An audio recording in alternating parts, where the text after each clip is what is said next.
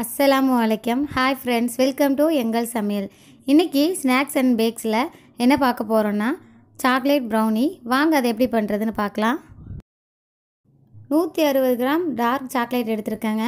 அதை double boiling பண்ணி நல்லா மெல்ட் பண்ணிக்கலாம்.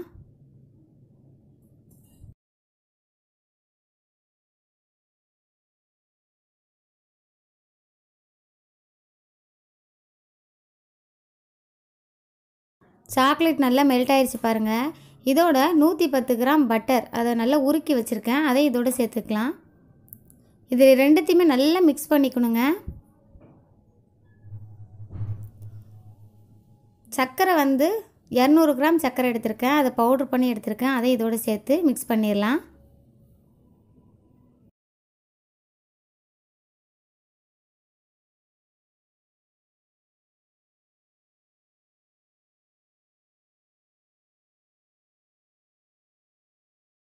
இது நல்லா மிக்ஸ் ஆகிடுச்சு பாருங்கள்.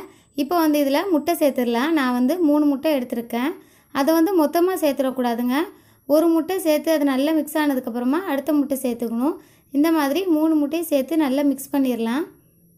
இந்த முட்டை சேர்க்குறதுக்கு முன்னாடி நம்ம சாக்லேட்டையும் பட்டரையும் மெல்ட் பண்ணி நம்ம கலந்து வச்சுருக்கிறதுனால அது ஹீட்டாக இருக்கும். அப்போ முட்டை சேர்த்துடக்கூடாது. அது நார்மல் டெம்பரேச்சருக்கு வந்ததுக்கப்புறம் முட்டை சேர்க்கணும். இல்லைனா வெந்த மாதிரி ஆயிரும். 1 டீஸ்பூன் வெண்ணிலா எசன்ஸ் சேர்த்துடலாம்.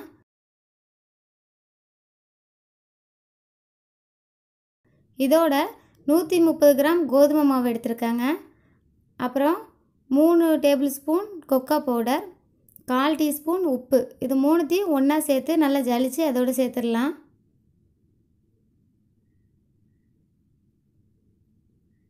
இதை நல்லா மிக்ஸ் பண்ணிடலாங்க.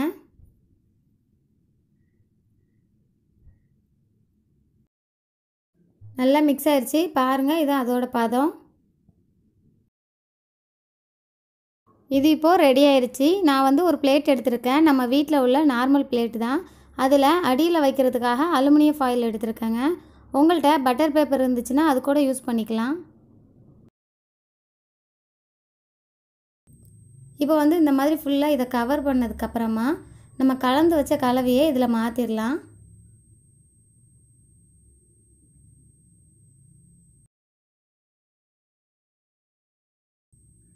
இது மேலே நான் கொஞ்சம் பாதாமை பொடி பண்ணி வச்சுருக்கேன். அதை மேலே தூவிக்கிறேன். இதை அந்த கலவையிலையும் நம்ம மிக்ஸ் பண்ணிடலாம். நான் மேலே தூவுறேன். பாதாம் இல்லைங்க, உங்களுக்கு வேறு எந்த நட்ஸ் இருந்தாலும் அந்த கலவையிலையே நம்ம கலந்து மிக்ஸ் பண்ணி செய்யலாம். அதுவும் நல்லாயிருக்கும். நான் அடி கனமான பாத்திரத்தை அடுப்பில் வச்சு 10 நிமிஷத்துக்கு ப்ரீ ஹீட் பண்ணியிருக்கேங்க. இந்த மாதிரி உங்கள்கிட்ட அடி கனமான பாத்திரம் இல்லை அப்படின்னீங்கன்னா நீங்கள் உங்கள்கிட்ட இருக்கிற பாத்திரத்தில் உள்ள மணலோ இல்லை சால்ட்டோ போட்டு ஒரு ஸ்டாண்டு வச்சு நீங்கள் அதை ப்ரீ ஹீட் பண்ணி இதை வேக வைக்கலாம். இது உள்ள ஸ்டாண்டு வச்சுருக்கேன் இல்லையா, இது மேலே அந்த தட்டை வச்சு நம்ம க்ளோஸ் பண்ணிடலாம். அது வேகிறதுக்கு அரை மணி நேரம் ஆகும்.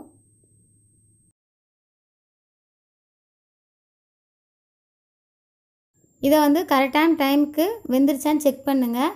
கொஞ்சம் லேட் ஆனாலும் அடி பிடிக்க வாய்ப்பு இருக்குது. இப்போ இது வெந்துருச்சா நம்ம செக் பண்ணலாம். பாருங்கள், கத்தியில் ஒட்டாமல் வந்திருக்கு. இது வெந்துருச்சு. இப்போ இது ஆறுனதுக்கப்புறமா இதை எடுத்துடலாம்.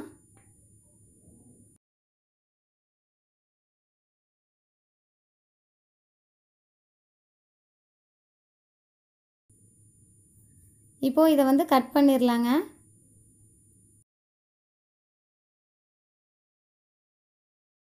பாருங்கள், சாக்லேட் ப்ரௌனி ரெடி ஆயிடுச்சு. எவ்வளோ சூப்பராக வந்திருக்கு பாருங்கள். இதை நம்ம அப்படியும் சாப்பிட்லாம், இல்லைனா மேலே வெண்ணிலா ஐஸ்கிரீம் வச்சும் சாப்பிட்லாம். ரொம்ப டேஸ்ட்டாக இருக்குங்க. இந்த ரெசிபி உங்களுக்கு பிடிச்சிருந்துச்சுன்னா லைக் பண்ணுங்கள், கமெண்ட் பண்ணுங்கள், உங்கள் ஃப்ரெண்ட்ஸுக்கெலாம் ஷேர் பண்ணுங்கள். எங்கள் சமையலை சப்ஸ்கிரைப் பண்ணுங்கள். மறக்காமல் அந்த பெல் பட்டனை கிளிக் பண்ணுங்கள். தேங்க்ஸ் ஃபார் வாட்சிங்.